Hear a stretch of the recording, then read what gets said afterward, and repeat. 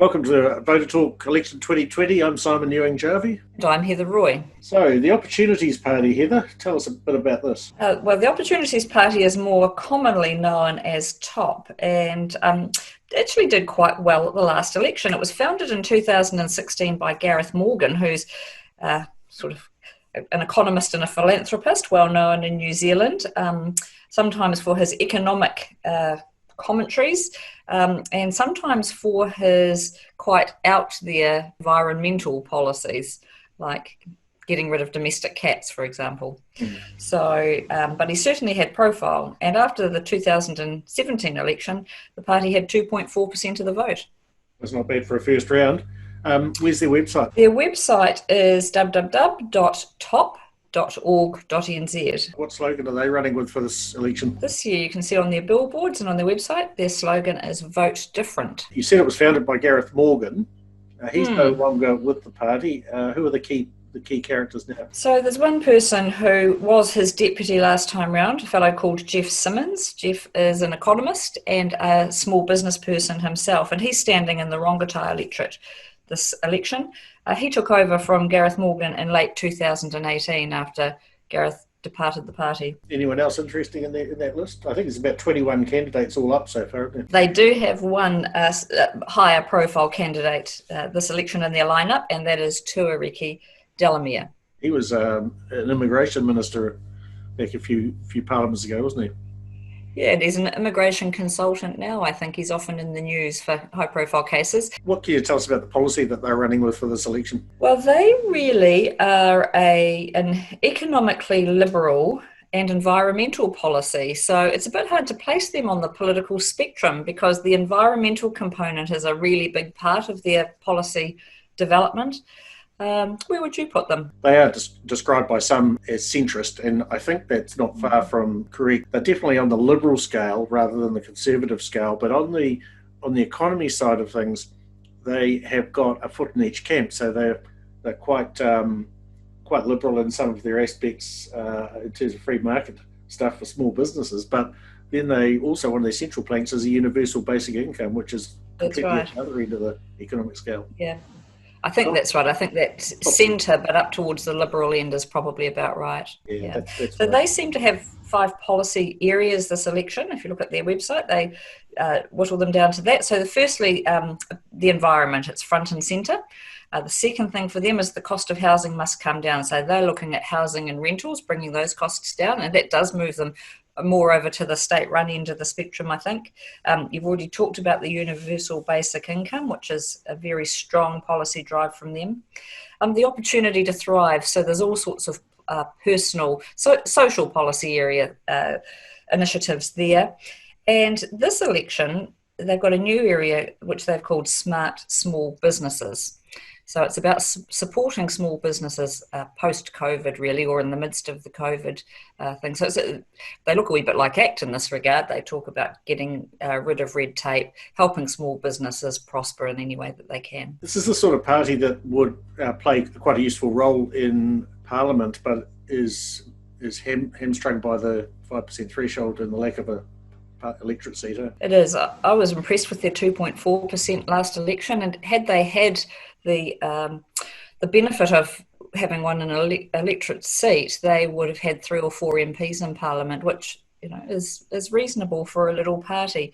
I think it's one of the foibles of MMP, as I've already talked about, that if a party can get that many votes, they actually deserve, I think, to have representation in Parliament. I agree. They're going to be another victim of COVID, aren't they? That there's so much noise on the political landscape that they're going to find it very difficult to get the cut through that they're looking for. I think that's right. And last election too, they attracted a lot of support from young voters, particularly in that 18 to 21 and even 21 to 24 slot.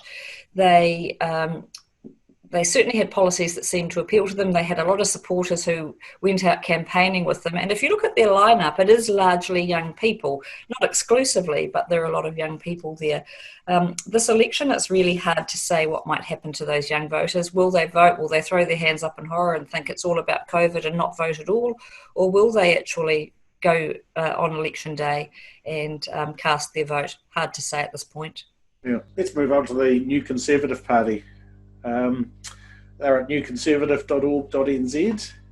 They have been around since about 2011 when Auckland businessman Colin Craig founded the party. He resigned in 2015, but in 2017 the party changed its name to the New Conservative Party. Heather, can you enlighten me on what their campaign slogan is for this year? I can, but I had to look it up.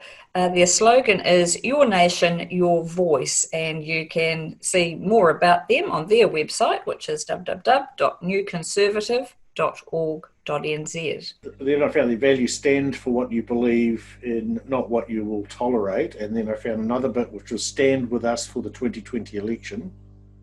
And then I found hashtag let's fix this, which is fine for social media. So there's a lot of taglines there. That's right. They're covering their bases, aren't they? So, on the political spectrum, where would we put these? Oh, they promote themselves as conservative. In fact, it's a very useful name because it tells you exactly what the party stands for. It's conservative policies. And they're done on our political spectrum down in the bottom part of the graph. When you look at their economic policies, they veer towards the free market. So I think they're over on the right-hand side of the centre line, but not too far over. So bottom right, but closer to the centre line probably. Do you agree with that? Yeah, political. I was thinking politically the offset to ACT. So they're conservative, we're ACT as liberal, but I think both parties sort of sit over in the free market end with an element of common sense wrapped around them. Yes. If you look at their policies, they believe in school choice, they believe in people doing well, but not having a lot of red tape, being able to get on and just run businesses themselves without a lot of government interference. So, yeah, I think that's probably right. So who are the key people? Well, Colin Craig was very much dominant in the party for that, from when they were founded through to when he sort of disgracefully left the party, if you like. In 2017, they changed their name from Conservative Party to New Conservative Party, and I think that was really meant to breathe some new life into them.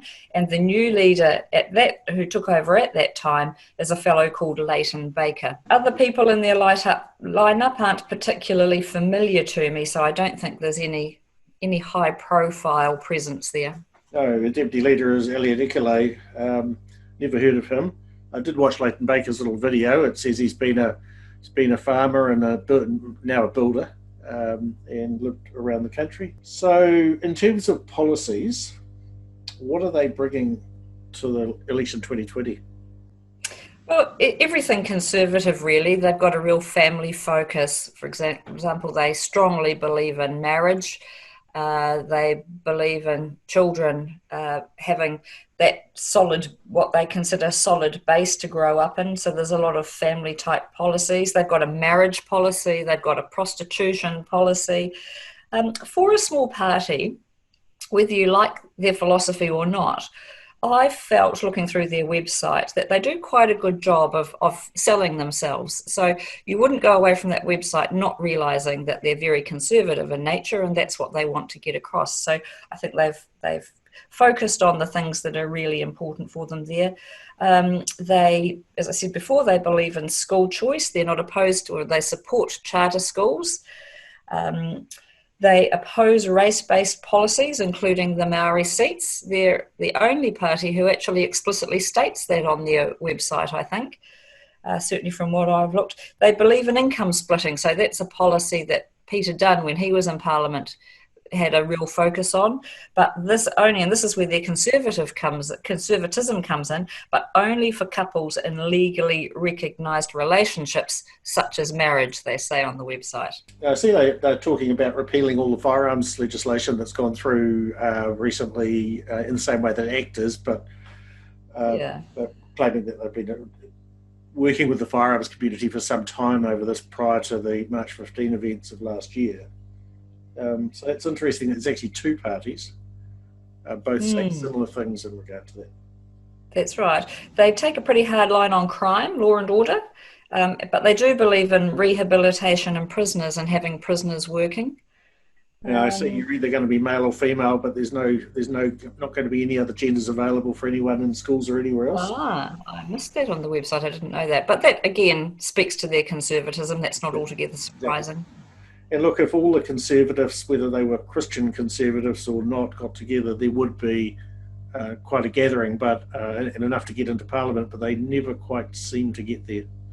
I think the Christian Coalition got as close as anyone. That's right. I think they got 4.7% of the vote at their best election, but that's right. It seems that all of these parties aren't able to collaborate effectively. They seem to not be able to let go of their own policies in order to get that overall gain. Right. Well, that's probably about enough from us today. If you'd like to send in some questions, you can go to the contacts page on our website, torquepoint.co.nz. That's TORQUE.